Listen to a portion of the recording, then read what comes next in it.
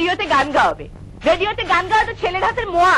নাট্য নির্মাতা বদরুল আনাম সৌদের সাথে অভিনেত্রী সুবর্ণা মুস্তাফার পরিচয় মাত্র 1 বছরের। কাছের মানুষ নাটকের শুটিং ইউনিটে অভিনেত্রী আফসানা মিমির মাধ্যমে সৌদের সাথে সুবর্ণার পরিচয়। তারপর ডলস হাউস নাটকের নির্দেশনার মধ্য দিয়ে সম্পর্কের সূচনা, যার চূড়ান্ত পরিণতি গত 7 জুলাই সৌদ সুবর্ণার আলোচিত বিয়ের মধ্য দিয়ে। বাংলাদেশের সংবিধানে কোথাও নেই যে মেয়ে বড় হলে কোনো সমস্যা।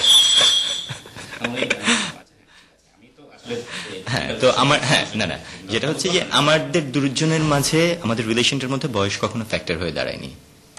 That's true. এখন কারো কাছে যদি বয়স সমস্যা হয়ে থাকে বা চিন্তা করে যে অসম বয়স, সেটা সম্পূর্ণ তার নিজস্ব চিন্তা।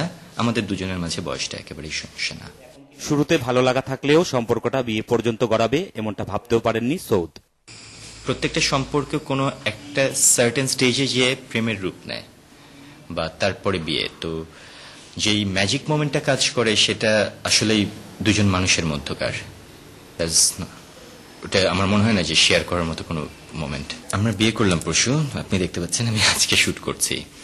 বাট একটা কথা আমি বলতে পারি যে সুবর্ণের সাথে কথা বলতে, তার সাথে টাইম স্পেন্ড করতে আমি অনেক পছন্দ করি। So that's it. আর সংসারের জায়গাটা কিছু দায়িত্ব আসে, সেটা হয়তো আমি ধীরে ধীরে রিয়েলাইজ করবো। আরো সুবর্ণা মুস্তাফা বিবাহিত জেনেও সম্পর্কের বিষয়টিকে বাঁধ ভাঙা প্রেমের চিরাচরিত রেয়াজ বলেই মনে করেন এই তরুণ নির্মাতা। ফরিদি ভাইকে আমি ওনার কাজের জায়গা থেকে অনেক রেসপেক্ট করি, বাট ওনাদের রিলেশনের অবস্থান বা কি সেগুলো তো আসলে আমি জানি না, ঠিক না?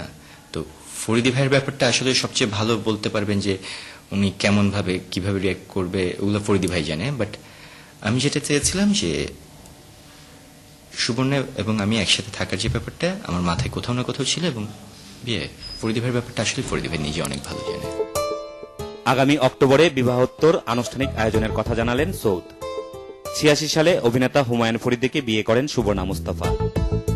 22 বছরের বিবাহিত জীবনের ইতি টেনে গত 18 মার্চ ডিভোর্স হয় তাদের। ওবায়দুল গনি চন্দন, বাংলা ভিশন, ঢাকা।